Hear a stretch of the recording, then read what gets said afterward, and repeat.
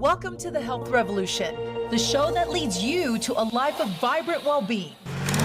In a world full of noisy health trends, we bring you clarity through a sea of fads. We reveal the science behind the strategies that truly work. We explore physical strength, emotional resilience, and mental mastery, the keys to an enriched life. See inspiring interviews with the champions who've conquered life's challenges. Are you ready to unlock your potential to live with vitality and purpose? Then join the Health Revolution. I'm your host, Adriana Morrison, health and fitness expert, speaker, and a mom who understands. Let's embark on this transformative quest together. If you want to change the game, it all starts now. I'm your host, Adriana Morrison. No matter which way you're tuning into us, please do not forget to hit the subscribe button because we want to stay connected to you.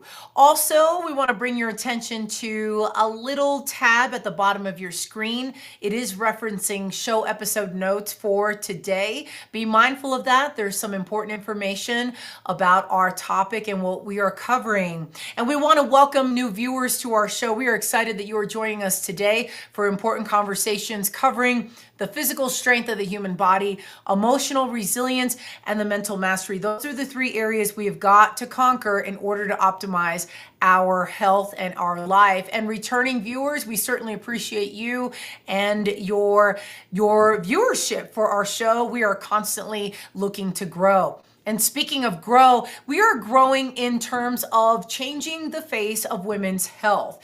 And what does this mean? Changing the game. Today, we are looking at something that's very important to many women out there in perimenopause and menopause. We are talking about addressing gynecological pain and the resources that are available out there that are emerging. Today, we are covering one of those resources we're excited to share with you.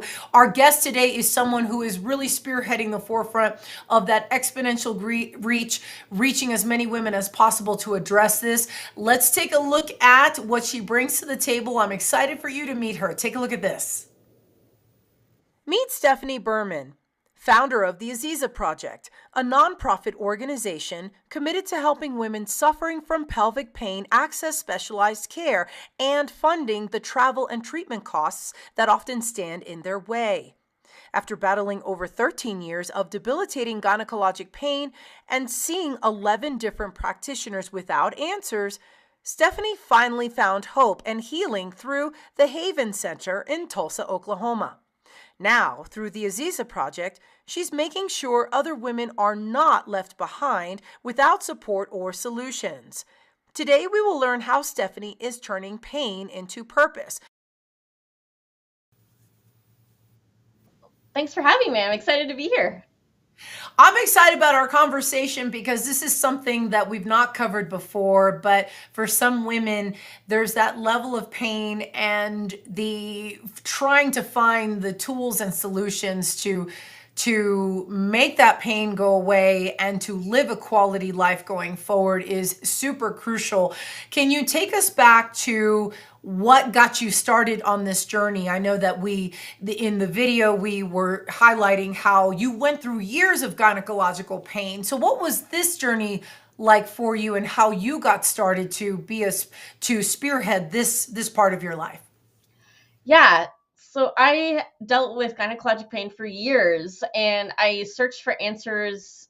I think I saw like 12 different practitioners before I finally found one that was able to actually give me some diagnoses. And that was a long time of just not knowing what was going on. It was frustrating. And I knew once I had found somebody who could give me answers, I knew that I didn't want other women to go through the years of agony and wondering and feeling alone and isolated that I'd gone through. So I just knew that I had to do something to make a change. And that's when I decided, I'm going to create something that's going to help women be able to access the quality level of care they need. To those trying times where you could not get answers. So 11 years. Yeah. 11 years without answers. So what were some of the symptoms that you were having, if you can share? And what were some of the answers you were getting from healthcare professionals that just were not tying you to being on the right path. Yeah. So I remember like very early on, I think my first doctor's appointment was with like urgent care or something like that. And they're like, okay, well, we'll swab you for a yeast infection because one of my first symptoms was itching. And of course, that came back negative. And then I went to my family doctor, and they did basically the same thing. I think they did like a little skin scraping test or something, and that came back negative. I know I wasn't even told, but I found out later I was tested for like STDs, and all of those came back negative. And um, so then I ended up seeing a local OBGYN who said, well, try pelvic floor physical therapy. And I tried that, and I pretty much failed out right away because I was actually dealing with a skin level issue, which later on, I'll cut to the chase here and say later on we discovered was actually atopic dermatitis. Um, I don't atopic dermatitis anywhere else on my body, just there. Um, and that so it was frustrating to go from doctor to doctor. We saw one doctor at a vulvar pain clinic in our state at one of the state universities, and he basically looked at my husband, said, "Be gentle," and sent us right back out the door with no resources and no next steps or anything like that. It was kind of after that appointment. That probably was like back in like 2012. So there's like a decade in there where we just basically stopped looking for answers. I saw a chiropractor who chiropractic didn't really help either. So, it helped in other ways, but not for this issue. And we just kept kind of in the back of our mind, okay, what do we do? What do we try next? What's next? And in the midst of all of that, my endometriosis pain was getting more difficult to deal with. And I told my husband back in 2018, 2019 that, hey, if we don't deal with this in the next year or two, I'm going to be basically bedridden. Like, this is bad. And so we found a surgeon fairly local to us and got that taken care of. I ended up having a hysterectomy, but it was her nurse practitioner at the time who said, hey, maybe you've got lichen sclerosis and you should find a dermatologist to do a biopsy and see if that's what it is. And so I reached out to a local dermatologist here who proceeded to stick me on medications that I didn't actually need to be on, that weren't working. She didn't do a biopsy to confirm the diagnosis, so she just went off what she could see. And then when I misunderstood her directions for medications, she basically gaslit me again.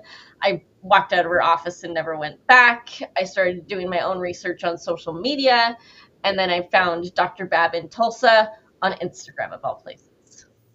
You bring up a unfortunate and disturbing trend that continues to come up in our conversations here on the show, where there's a certain limitation that doctors, many, not all, present with, that they're limited in the training and limited in their knowledge. Now, a lot of that could be based on the research, that maybe more research has yet to be done in a variety of different subcategories. But you bring up a trend that is just, to me, it's fascinating, but unfortunate and borderline unacceptable, that it's what doctors are saying sometimes is the oh well, this is what it is and here's some medication. And talk to me about your dialogue with doctors at that time, when you're going through trying to get to a solution and coming across an obstacle, a response like this from a healthcare provider, from a physician. Yeah, it took a long time for me to learn to advocate for myself and to speak up and to learn what actual like trauma informed care looks like.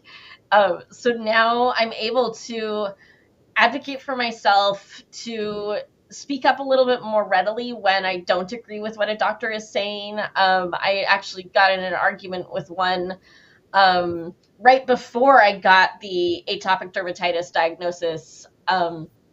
I confronted a doctor who was basically spouting 20-year-old endometriosis information. I'm like, that's not current science. Um, so I would encourage women who are going through similar issues to do your homework and know that there are resources out there to find doctors who are up to date on gynecologic science and stuff like that. Some of my favorite resources are like the International Society for the Study of Women's Sexual Health. They have a provider directory on their website. Menopause.org is the website for the Menopause Society, and they have Menopause Society certified practitioners. So those are some of my favorite resources. You still have to be, a little careful, do your research, make sure, hey, does this provider use trauma informed care practices? Do they not know what you're getting yourself into? But yeah, it was in the beginning when I didn't know how to advocate for myself. It was extremely difficult. It was extremely frustrating. I think that's a large part of why we just sat there for 10 years and basically did nothing. And that's really alarming, just because that's time waste. That's a whole decade where you could have been further along. But obviously the silver lining is you grew your voice in the process. And so that's something to be commended. But you bring up a great point that sometimes I often think to myself, well, just because someone has MD or initials after their last name doesn't mean that they're an expert. It just means that they've had training. Now, again, I want to be careful and to not discount the importance of aligning with the right provider in our corner. But you highlight something that's pretty troubling that many of us women have gone through in the past. I've certainly experienced it, where a doctor is just like, meh, this is exactly how this is. And well, how do we know? Because you're not on top of the current information. So what were some things that helped you decide what step to best take, even if your doctor at the time was saying something else? What was your gut telling you? What was that difference maker for you to? For me, it was, is the person I'm talking to trustworthy? Do I trust them? What is their angle on this situation? Because I very clearly remember right after I started corresponding with Dr. Bab over Instagram, I went to go see my primary care provider at the time, and I told her that we were thinking about going to see this provider in Tulsa, Oklahoma. That's like halfway across the country from us. And she's like, well, we can do this shot over here. And thankfully, I think Dr. Bab had mentioned that particular treatment that she was recommending. I think he had mentioned it in an Instagram video, so I knew a little bit about it. But I immediately reached out to him on Instagram DM, and I'm like, hey, this is what my provider is recommending. What's your take on it? And he was able to tell me. He was like, this is what's going on with that particular treatment, and I don't think it's going to solve your problem. And the cost for the treatment that my primary care provider was trying to get me to do, the cost was about the same as what it would cost for the airfare to get to Tulsa. And we're like, why would we do something that probably isn't going to solve my problem when we could use that same money to get somewhere where somebody's going to listen to me and help us solve that problem? So you got to Tulsa, and Mhm. then your breakthrough moment. What was your first breakthrough moment that you were on the right track, and what started to happen for you afterwards? Yeah. So I actually think my breakthrough moment that I was on the right track was before we even got to Tulsa. I sat down with Dr. Bab and had a virtual consultation for like 30 minutes with my husband sitting there too. And when we got off, I just turned to my husband and I said, I think that was my best doctor's appointment ever, like bar none. And obviously, he didn't even touch me. So he just listened so well. And, he was able to, go through all of my symptoms that I was having and say, this doesn't sound like a skin issue. This sounds like a nerve issue. Now, it turns out I actually had both a nerve issue and a skin issue. But we actually, after I got off that phone call or that virtual consultation, I booked our flights and hotel to go to Tulsa in January.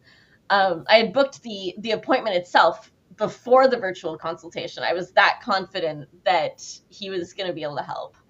Um, and just And I, know, oh, go ahead. yeah, you bring up two things, if I may say. I'm excited that you're saying this. Two things that I'm picking up on. One, that your husband was right beside you, and I want to press upon our female viewers the importance of having our partner, our significant other, right alongside the journey, because they need to understand the gravity of what we're going through, whether it's something that's just a persistent situation that just we can't seem to wrap our minds around to solve, or whether something becomes so debilitating that it is interfering with quality of life. I think you're bringing up an excellent example of that your husband was right there with you. And then the second thing that I do like is the fact that you were willing to do whatever was required to get to the bottom of things. So you didn't limit yourself to just your area, and the unhappiness you had with your providers at the time, that you were willing to just go to the ends of the earth, so to speak, to get to your answers. And by doing so, now you're getting somewhere. Yes. Yeah. So getting to Tulsa, doing that whole thing, that first visit, we didn't really know what to expect. We're like, well, what's going on? We talked to Dr. Babb a little bit about, well, what sort of things would we do when we come to Tulsa? What treatments are we looking at? So we kind of knew what was going on there. We knew how long we needed to stay. But even just walking into his office, it's more like walking into a spa than it is walking into like a medical doctor's office. They've got a little waiting room for you to sit in, like just the patient and the spouse or whoever's with them, with a coffee maker and some treats and stuff like that. And then you go into the consultation room and you have a conversation with Dr. Babb for like half an hour about what's going on and what the plan might be. And then you go into the examination room and he's got like an exam chair, not a table. He's got fuzzy spa robes. Like, it's completely different than anything I'd ever experienced before, which was really neat. And it sounds like there were some like nonverbal elements of support Yeah. from what I'm gathering. So instead of, and I agree with you that I think ambiance, the vibes that an environment gives off, it just obviously helps for say a woman to feel supported, or to feel like, oh my goodness, this is cold, this is disconnected, I'm feeling uneasy, uncertain, and so now this is playing into my whole experience. So obviously you off the jump, you were experiencing something positive. And how long did it take? So from that moment to where you were beginning to notice improvements, what was your time frame looking like? And what was the indicator that you're like, okay, here's my personal breakthrough success that I'm Yeah. So I noticed some improvements right away after the treatments we did that January, and then those had worn off by like June, July, August. Definitely by August, I was like, oh my goodness, we need to go back to Tulsa and do this again. I was having trouble. I had hypertonic pelvic floor muscles, and they'd been so tight for so long, dealing with this chronic pain for 10 years, that they just didn't know how to relax. And so we went back in October and repeated the treatments, and then went back in the following April and did it again. But that following April, that was when we all kind of put it together. Dr. Babb's wife, Dr. Babb, me, even my husband was kind of in on it. We were all like, wait a second, this is a skin issue. Like, it's not just the pelvic floor muscles. She's actually got like a skin level issue going on. And so that's when we did a couple of biopsies that April, got the diagnosis of atopic dermatitis, which is very non-specific. So then we started trying treatments for that, which I had done in the past, actually. And so we already had some ideas of things that didn't help, and things that maybe sort of kind of did help. I'll just be honest and say we're still kind of looking for that silver bullet, what's going to help. So even sitting here now talking to you, I am still in pain from this skin issue. But even now knowing what it is, I'm not as emotional or tied up about it, not confused, I can be like, oh, it's just the atopic dermatitis flaring up. I just need to, let's go try something else, go try an over the counter cream that might help. Give it a little bit more moisture. And he actually connected me to another doctor that's significantly closer to me. And she was able to put me on another cream that has just been helping. So it's been That's great. fantastic. That's fantastic. We got so much more to cover. First, we're going to take a commercial break. Stay right there. We're coming back.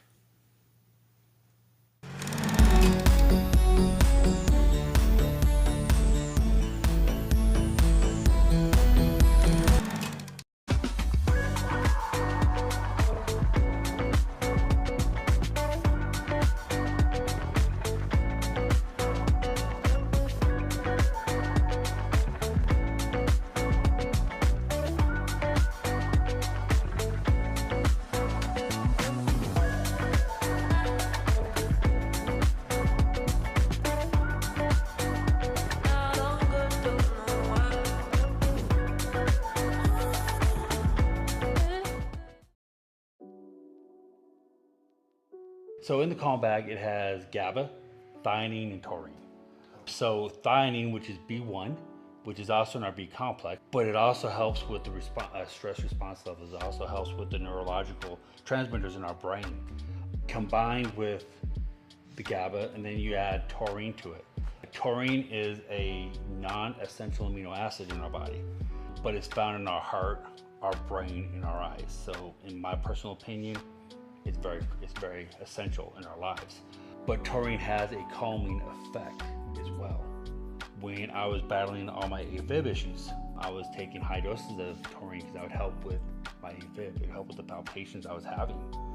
And it also helped with the anxiety of having the palpitations because I knew what was going on, and so taurine helps a lot with that as well. So those three together create such a wonderful concoction that really calms people down.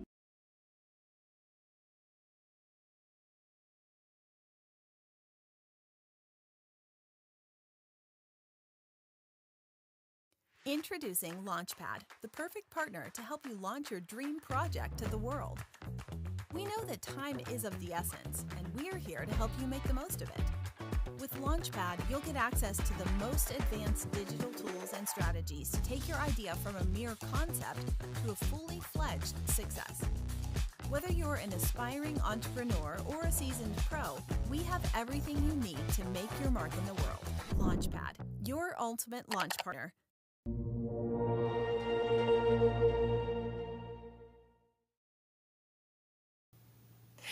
We're back and we're spending quality time with our guest today, Stephanie Berman. She is the founder of the AZIZA Project. It's a nonprofit organization that is dedicated to helping women connect with treatment and solutions with gynecological pain, and also helping with funding in terms of travel and treatment. It's all about changing the face of women's health from issues to solutions. And Stephanie, before the break, we were talking about some of your triumphs that you have experienced, especially when you had your personal breakthroughs.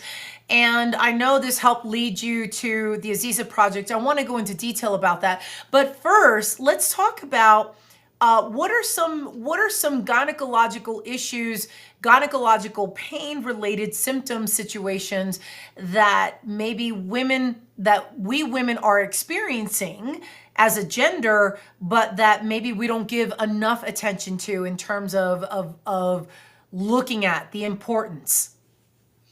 Yeah, so a big one would be itching, because obviously we all know that itching is a symptom of yeast infection, but itching can also be a symptom of like a pinched nerve in your pelvis or atopic dermatitis on your vulva.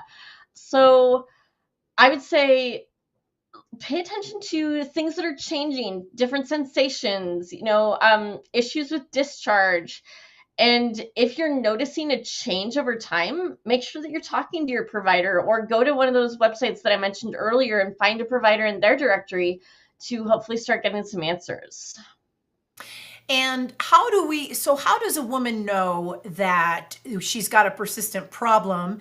if she currently has an OB-GYN that she's connected with that is supposed to address some of these symptoms that she has? How does she know that she has to look into it further beyond what she's doing right now? I would say if the treatment that the OBGYN is trying hasn't been working, if they've been running the same tests 2 or 3 times thinking, I'm pretty sure it's a yeast infection, but I don't know why it keeps coming back negative, that is a pretty good sign that you need to be digging deeper. Now, one of the things you did mention, and I want to highlight as a potential symptom that some of our female viewers are grappling with, is you mentioned you saw a chiropractor. Was there a level of pelvic pain that you were experiencing that was radiating to the point where you had no idea where the pain was coming from? What was that like for you? I don't think so. It was more, I knew I had issues with my pelvis. I'd actually known that from before my skin level symptoms had started. And so we were just trying to figure out, hey, what's going on with her hip? Turns out it was probably related to the hypertonic pelvic floor muscles, which the chiropractor wasn't able to fully synthesize and figure out. So Now, can you break down what does that term mean, the hypertonic floor muscles? Like can you break down the definition and the condition that it represents? yeah, so hypertonic pelvic floor muscles just means that they're very tight, but tight doesn't necessarily mean really strong. So you can have weak pelvic floor muscles that are tight. So, but they're not supposed to be tight. At least not all the time. So you've got to, and that can cause all sorts of funny things. Like my pelvis is like rotated on one side because that one side is so tight. So that was why it was important to go to Tulsa and get the pelvic floor Botox done. And that helped to then loosen up the muscles and help them learn, oh, I don't have to be so tight and tense all the time. Going to, talking with a counselor helped me work through some traumas that I've gone through in the last couple of years. And that, I think, has helped even more. Like my physical therapist I've been seeing since day one of going to Tulsa. He has seen my body just progress and heal, and it's so great to have multiple members now on my care team that are supporting my body in various ways. I like how you frame that, because I think I always like to call it the medical dream team, that it's not, sometimes you need a healthcare provider who can specialize in one area of the complex landscape of how our bodies are changing as we get older.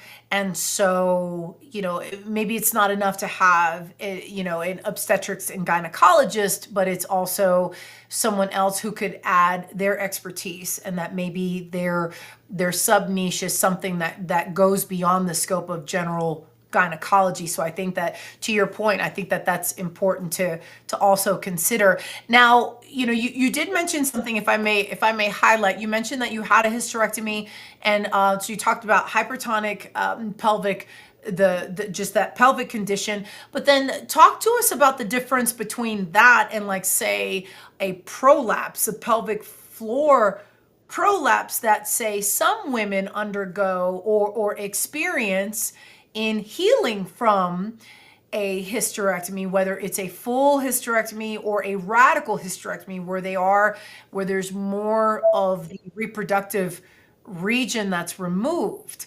Mm-hmm.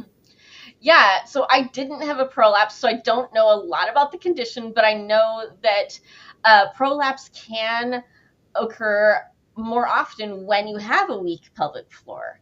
So that's often, and regardless of whether or not you're prolapsing before your hysterectomy or not, they do recommend pelvic floor physical therapy after a hysterectomy to help work through those weak pelvic floor muscle issues, to gain some strength back there to better support your bladder, because after a hysterectomy, like you said, there are just less organs in there. And so things get moved around. They don't have the support that they used to have. They might not even have the blood flow that they used to have.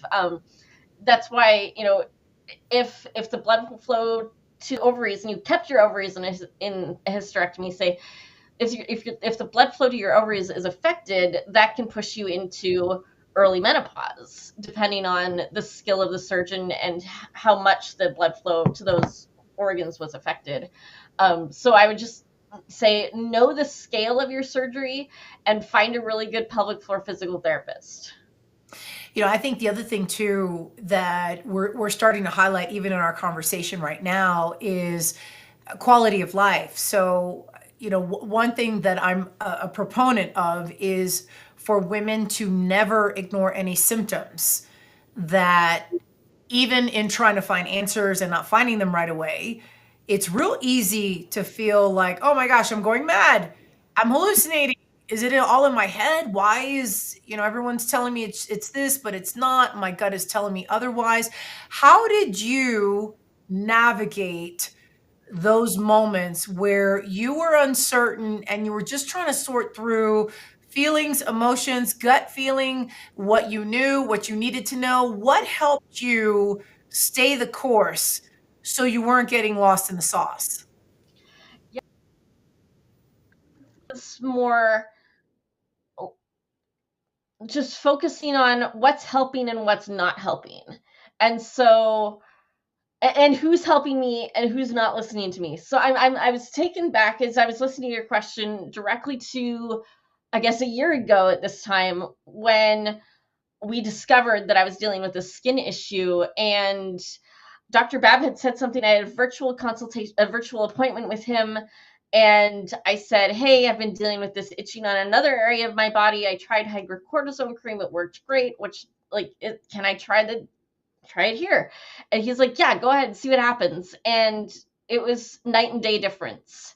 And so then that was what gave me the confirmation of, instead of wondering, is this a skin issue? Is this a nerve issue? Like, what's going on here? All those questions that I'd had for even the previous year and a half of working with Dr. Babb, it was like, oh, this definitely helped. This has got to be some sort of a skin issue. And that's when I told them, hey, this cream helped, they're like, okay, come back to Tulsa. We have to do a biopsy.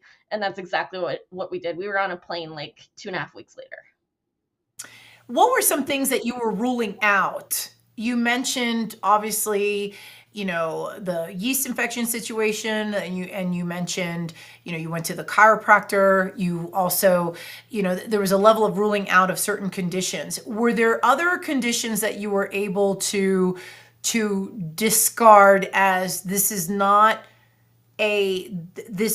feeding into what I'm experiencing right now, so I know that this scenario or this diagnosis does not apply to me?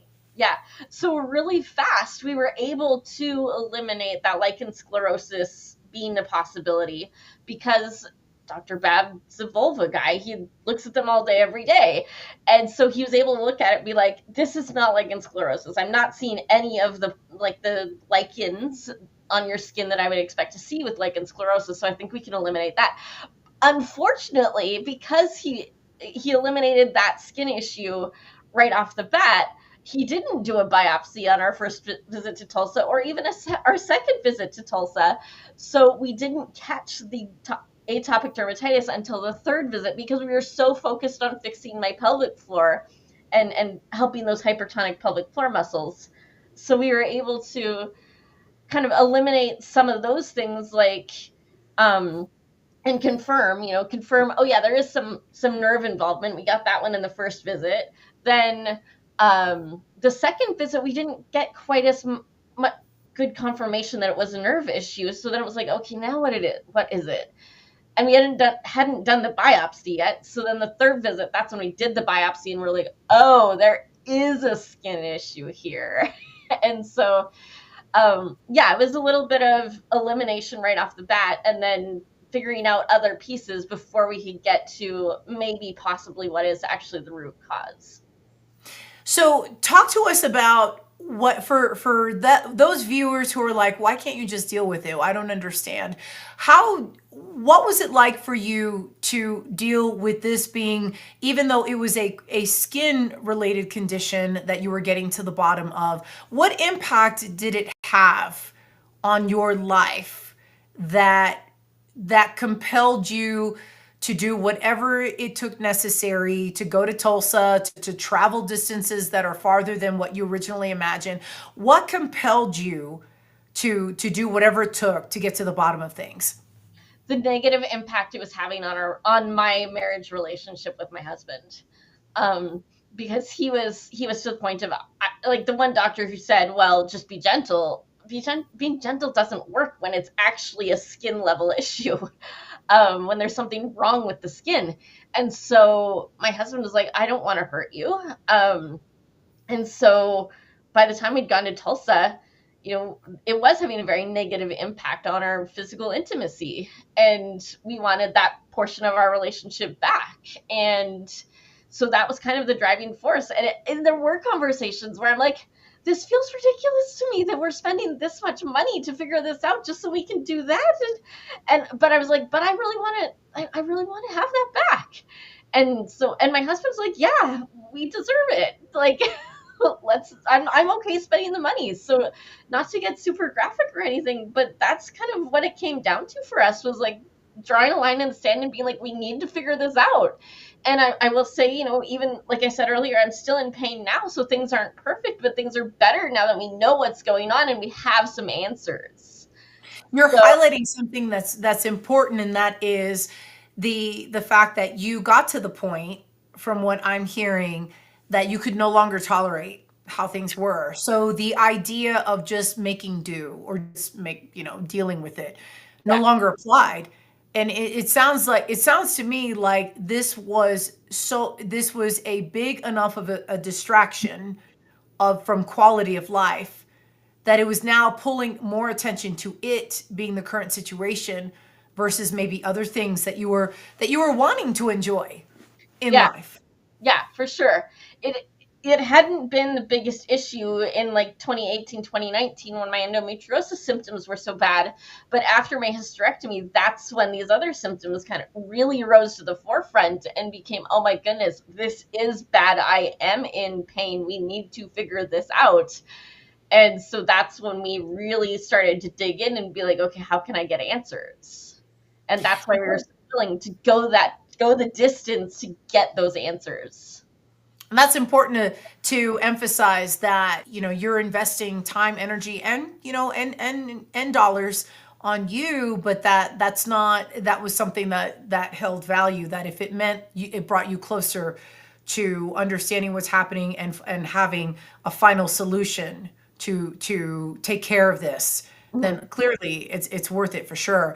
What kind of conversations have emerged since your experience with this? When you talk with other women, or when you found yourself in conversations and women are disclosing to you that they're struggling, or when you've discovered a woman has struggled with this, what has that dialogue been like? It's really confirmed. There's a statistic out there that 40% of women will have a complex gynecologic issue at some point in their lifetime. And that's true. As I'm having conversations, I'll be in an alignable networking meeting and talking with eight women in an hour. And sure enough, like 4 of them will be like, it's me. And just helping other women feel heard, and also not letting them get away with gaslighting themselves. So that's been really interesting, to be able to encourage other women and be like, hey, I'm here. I'm willing to listen to your story. I'm willing to point you to resources. If I can't help you with the resources that I have, I know of other resources that might be able to. And I think this is important, because this conversation is something that helps women to, it strikes up if it strikes a chord, like, oh my goodness, that this is something that I'm experiencing too, that this at least gives hope. At least we're not settling. It's not a scenario where women find themselves like their hands are tied, that maybe there's just no hope. And we never, obviously in society and in life, we never want to move in that direction. We've got more to cover, especially about the AZIZA Project. But first, we're going to take a commercial break. We are coming right back.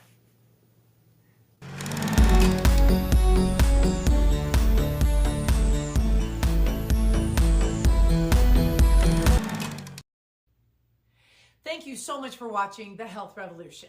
Our show is growing, and it's all thanks to viewers like you.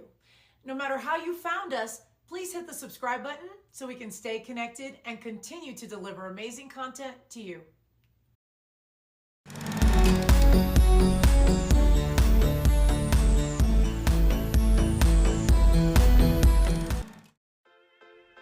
Hi, I'm Adriana, and welcome to Fit Bites.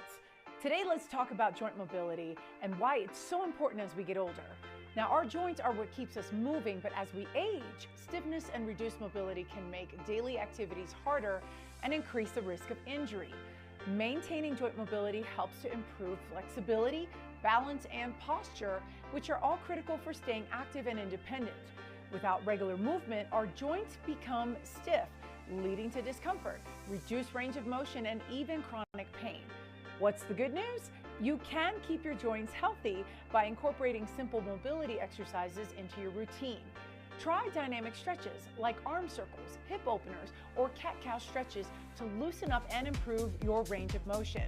Yoga and Tai Chi are also excellent for keeping joints flexible and strong. Don't forget to stay hydrated and include anti-inflammatory foods like fatty fish, nuts, and leafy greens in your diet to support joint health from the inside out. Remember, movement is medicine. Take care of your joints and they will take care of you. Stay tuned for more Fit Bites with Adriana.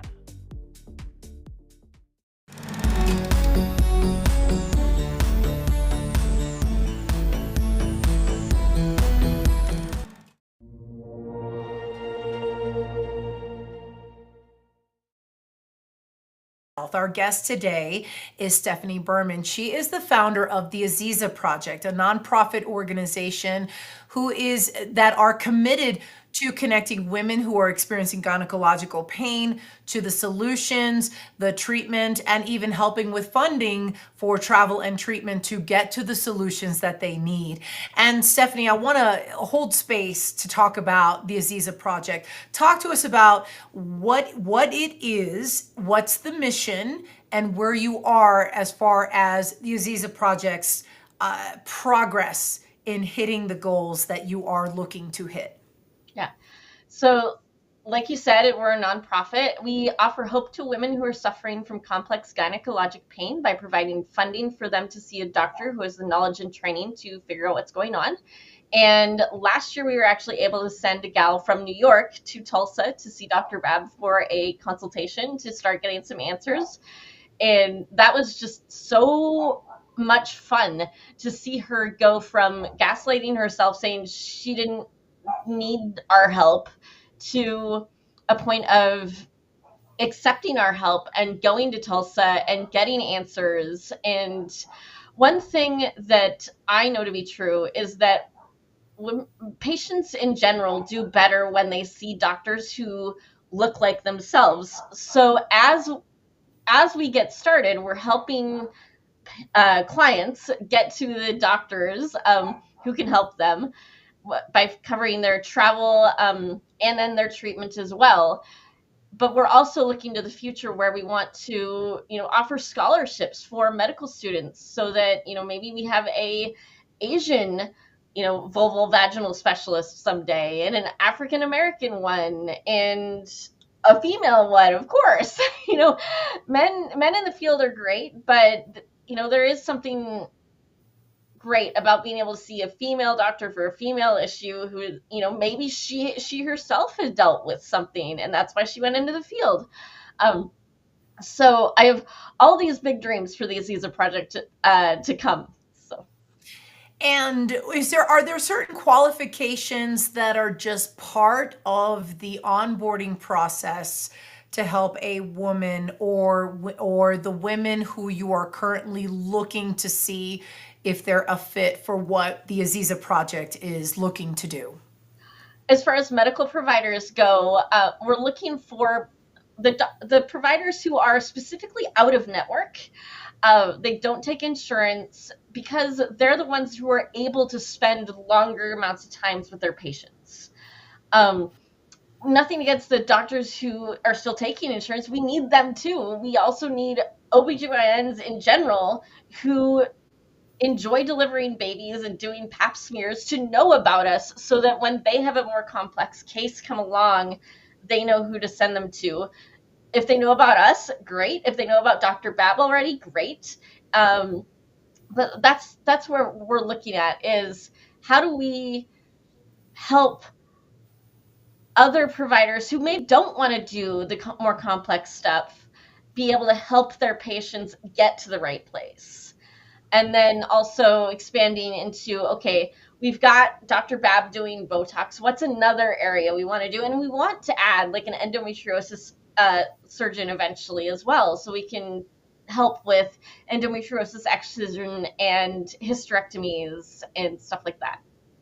So is it fair to say that you're still growing your network in creating connections with those healthcare providers who are specialized in these very subcategorical areas of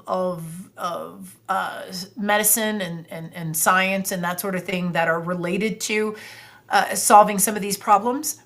Yeah, absolutely. Another area that we're looking at expanding into is pelvic floor physical therapy, because honestly, when a woman goes to Tulsa and has pelvic floor Botox, when she gets home, one of the expectations is that she does pelvic floor physical therapy for a while, and while that Botox is active for her. And so we want to be able to cover that too, because we know that insurance doesn't always cover enough therapy for, or somebody might not have insurance at all that covers a good pelvic floor physical therapist, because that's what it comes down to. Is we want providers that are doing trauma informed care, that are approaching the patient with care and compassion, that are talking to the patient about what they're doing as they're doing it, that give the patient permission to stop the procedure or what's going on at any point that's safe for them to do so, just so that women feel like they have that autonomy over their bodies again, because you really feel like you lose it in those early stages of just going to the family doctor and the OBGYN, and just things just keep happening to you, and you feel like it's happening to you and you're not really a part of what's going on. And let's call out the white elephant in the room, that insurance, we understand the general societal tug of war, that there's that element of insurance that doesn't cover preventative care, especially for women. We women are well aware of some of the preventative measures that are not covered by insurance, just because of the nature of how it's structured this day. And so is the AZIZA Project on a first come, first serve basis? How do you know where to start? Is it just whom reaches out to you first, that sort of thing? And if we can, let's see if we can pull up the website for how to get connected to you. Is it on a first come, first serve basis? Yeah, I'll just be honest, we don't have clients knocking down our door right now, but that's probably because we're still so small and relatively unknown. And so as that grows, yes, we'll have to figure out some way to prioritize and decide, okay, who gets this much funding, who gets that much funding. And it may come down to, who has more of a need. And so we give the funds away proportionally. Or it might be, hey, we're serving this patient right now, but now we have this new patient that comes in. We have enough to give her, we can get her a virtual consultation with Dr. Bab, but we can't get her to Tulsa yet. So let's do a fundraising push, letting people know that, hey, our program fund is low and we need more program funds. So then there's an element, so obviously increasing your network of medical professionals who can be available to assist. But then also there's a fundraising need that is part of AZIZA, the AZIZA Project being a nonprofit. Would you say that there is a fundraising need that you all have, that it's important to hit certain fundraising goals? Yes, for sure. I did the calculations, and to get a client to Tulsa, help her with her transportation and her lodging costs, to get her all the help that she needs with the doctor fees and the hospital fees for the procedure and stuff like that, it could be upwards of $10,000, depending on what procedures that she actually does need. And so I would say, yes, we do have this need to get our funding up to $12,000 a month so that we can cover our administrative costs in addition to the patient costs. And I'm glad we're letting our viewers know, of course, not knowing who all is watching, but obviously if there's a need for those who, that philanthropic need that they'd like to share, and this is something that can benefit, I can certainly imagine countless numbers of women in the near future, that they can reach out to you on this webpage and get connected and start the conversation to obviously give funds for your nonprofit. Absolutely. Yeah. We are looking for monthly donors, especially so that we know on a monthly basis how much money we have coming in, which tells us how many women we can help each month. So like I said, kind of our first ballpark goal is 10 grand a month. And there's a need for that, because if somebody comes to us right now who has that need for a $10,000 trip to Tulsa, we don't have that funding for her. You know, we could get her to Tulsa, but then she would have to put the medical side of it onto credit cards. And my 9 to 5 is a money coach. I see people with medical debt all day long in my regular job, the other 3 days a week that I'm not wearing this hat. And so I don't want them to have to put any of that bill onto a credit card at 27.99% interest or worse. Profound statement, and you're absolutely true. We're going to take a quick commercial break. We will be right back. Stay right there.